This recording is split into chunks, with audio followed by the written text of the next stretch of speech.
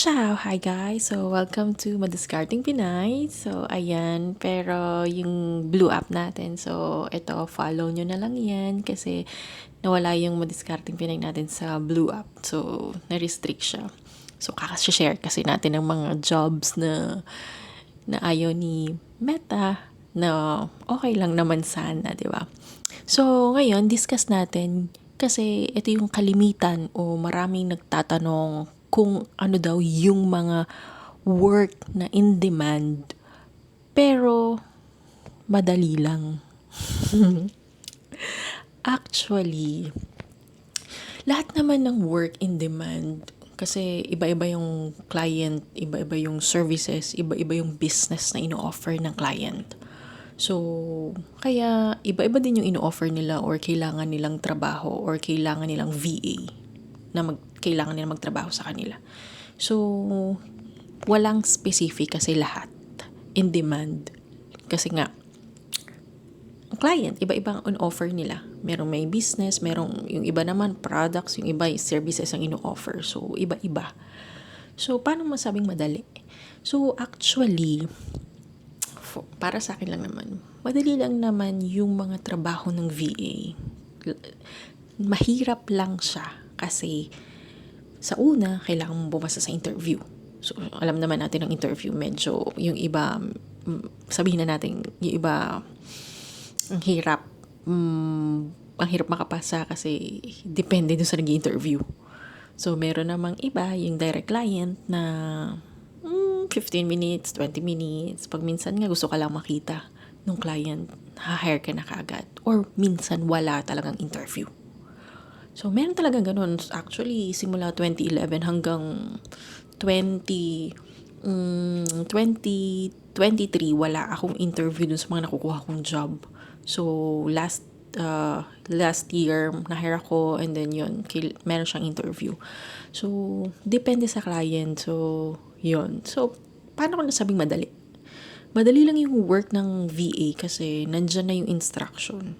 So, yung client mo, meron nga akong mga, siguro sa next video papakita ko sa inyo or kung paano magbigay ng instruction yung client, kung basta paano magbigay sa akin yung client ng instruction. No? So, kaya masasabi kong madali lang i-follow. So, bakit madali? Kasi binibigay na ng client yung instruction. So, pag minsan, siya nakalagay sa document or pag minsan, pagka hindi perfect yung English or hindi magaling mag-English yung client kasi hindi yun yung first language nila. So, talagang meron silang document na nakalagay doon lahat ng instruction, pati yung mga login details, mga username, password, tsaka yung mga application na kailangan mo i-download na kailangan sa work mo. And then, yung iba naman na client na nagbibigay ng video naman. So, nasusundan mo kung paano siya gawin. So, pwede ka mag-request din nun sa client mo. Kasi, pag ganon, kunwari may nakalimutan ka, pwede mong balik-balikan. So, may ganon. So, depende sa client mo kasi lahat naman ng client mabait. Hindi pala. So, may mga client na medyo pasaway din. So, i-discuss natin yung pasaway next na video natin. So, ngayon, yung in-demand at saka madali. So, as I've said, madali kasi nandiyan na yung instruction. At saka, kumbaga, yung instruction na binigay sa'yo, pwede mo namang itry siya. Itry yan ng itry. So, pwede mong itry, kunwari, meron kang trabaho ngayon meron kang binigay na instruction si client at hindi mo na-gets, pwede mo siyang itry, gawin. Mas maganda yun tinatry munang gawin bago ka umayaw. Kasi pag minsan ang ugali natin, ang hirap naman ito, ang hirap pala maging VA. So, hindi mo pa nga alam. Nahihirapan ka lang kasi sa interview, sa pagpasa ng requirements, sa mga pagka-update ng mga kailangan i-update. So, pero madali na yan once na magkaroon ka na ng experience sa pagiging VA or pag nagkaroon ka na ng client. So, hindi yung local ha. Kasi yung local kasi madali natin yung mga yan i-approach, yung mga ganyan. Pero pag ang client mo ay direct client ka or yung tinatawag nila na premium, so direct client yun.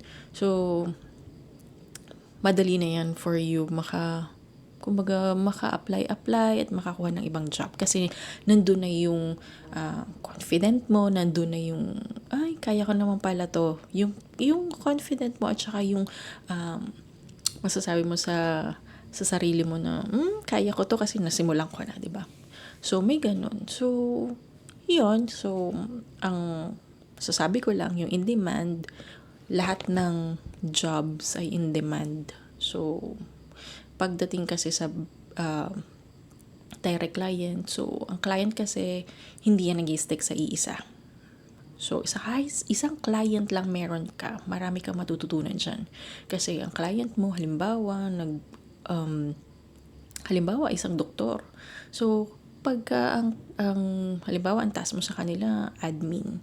So, what if mag-decide yan magbenta ng mga medical supplies? So, magkakaroon yan ng e-commerce. So, pwedeng may tendency na ikaw rin yung mag-handle. So, additional yun sa kumbaga sa experience, tapos yung mga idea na matututo ko ng iba pang work ng VA. So, ayun, yun yung topic natin today. So, yung in-demand at paano ko nasabing madali ang VA. So, yun guys. So, don't forget to like and share. Subscribe na rin. So, and then follow nyo si Virtual Diary by Fran. So, ito yung Facebook niya. So, yun guys. If you have any questions, just let me know. Grazie.